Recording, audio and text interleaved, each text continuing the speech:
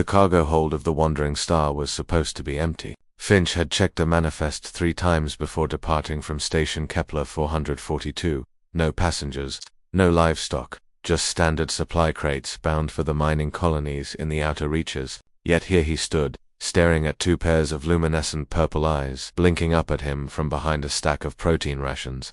"Please don't call the Emperor's Guard," came a small, trembling voice. Finch sighed, running a calloused hand through his graying hair. 20 years in the human colonial marines, 5 wars across a dozen systems, and somehow stowaways still managed to surprise him. He lowered his plasma rifle slowly so as not to startle them further. "Come out where I can see you," he said, his voice firm but not unkind. 2 figures emerged from the shadows. They were Zilithian, he realized immediately. Twin girls, no more than adolescents by their species standards. Their skin shimmered with bioluminescent patterns that pulsed nervously in the dim cargo lighting. One had longer tendrils framing her face that would be the elder twin, according to Zilithian custom. "I'm frozen," the elder one said, stepping protectively in front of her sister. "This is my twin, Lyria. We mean no harm to your vessel or your mission." Finch noticed how Frozen's hand trembled despite her brave stance. Her clothing was torn in places, and both girls looked like they hadn't eaten properly in days. The faint scars on their arms told stories he'd seen too many times during the war. "Stowaways on a registered human vessel," Finch muttered, more to himself than to them. "Do you know what kind of trouble this causes? I'm legally obligated to report you to the nearest Imperial authority. Please." Frozen's composure cracked. "They'll send us back to the breeding colonies. We'd rather die in the cold of space than go back there." Finch had heard rumors about the Zilithian breeding colonies. After their homeworld was annexed by the Crithian Empire, many Zilithian families had been separated, their children taken for cultural re-education programs. In reality, they were being groomed to serve as translators, servants, or worse for Imperial officials. He should report them. Protocol was clear, but Finch hadn't survived 2 decades of combat by always following protocol. "When did you last eat?" he asked. The question caught Frozen off guard. She exchanged glances with her sister. 3 days ago. Maybe for Finch holstered his rifle and jerked his head toward the door. "Come on, my quarters are 2 decks up. We'll figure this out on a full stomach."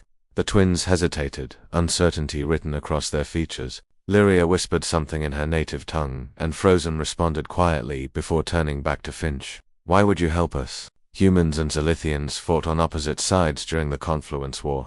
"I didn't fight Zilithians," Finch corrected. "I fought the Crithian Empire and anyone who stood with them. Last I checked, your people didn't have much choice in that matter." He started walking toward the cargo bay exit. "You coming or not?" They followed in his quarters. Finch heated up to ration packs, the good ones he saved for long hauls, not the standard issue cardboard meals. He watched as the twins devoured the food with the desperation of truly starving individuals. Frozen tried to maintain dignity, eating slowly at first, but eventually gave in to her hunger. "So," Finch said, leaning against the wall with his arms crossed, "start from the beginning. How did 2 Zilithian kids end up in my cargo hold?" Frozen wiped her mouth with the back of her hand. "After the annexation, we were taken to Colony Station Thatanine. They separated us from our parents. Said we'd receive better opportunities serving Imperial families. But the truth was darker. When we learned we were to be sold to a Crithian general known for his—" She paused, searching for words that wouldn't break her composure. "Cruelty toward our people. We decided to run. We stole maintenance uniforms," Lyria added quietly, speaking for the first time. Her voice was softer than her sister's. "Snuck onto a cargo shuttle, then another, then yours." "You've been running for how long?" 6 weeks, Frozen answered. "Every station, every ship, we kept moving. But we're running out of places to hide. The Emperor's Guard has already posted bounties for escaped Imperial property." The term made Finch's jaw tighten. Property. He'd fought to end that kind of thinking. Had lost friends ensuring the human coalition would never allow slavery within its borders. But the galaxy was vast, and the coalition's reach had limits. "The nearest coalition outpost is 3 jumps away," he said slowly, thinking out loud. "Nova Station. They don't recognize Imperial bounties, and they've got a Zilithian refugee community. If I can get you there, they can help you disappear properly. New identities, safe passage to one of the free colonies." Hope flickered in Frozen's eyes. "You would do this, risk Imperial sanctions against human ships?" Finch shrugged. "I'm retired military, independent contractor now.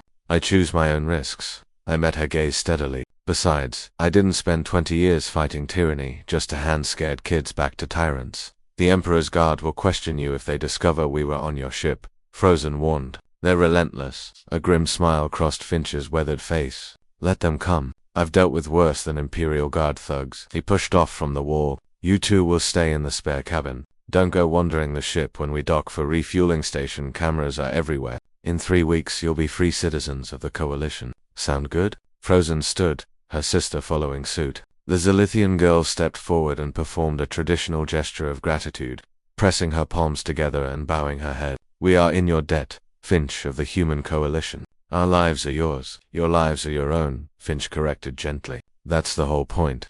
As the twins settled into their cabin that night, Frozen whispered to her sister, "Do you think we can trust him?" Through the thin walls, they could hear Finch in the cockpit, already plotting the safest route to Nova Station. Deliberately choosing paths that avoided Imperial patrol routes, Lyria smiled for the first time in weeks. I think we already do. In the cargo hold where they'd hidden, forgotten in their haste, was a small datapad containing Imperial bounty notices. The reward for Frozen and Lyria's capture was substantially enough to pay off.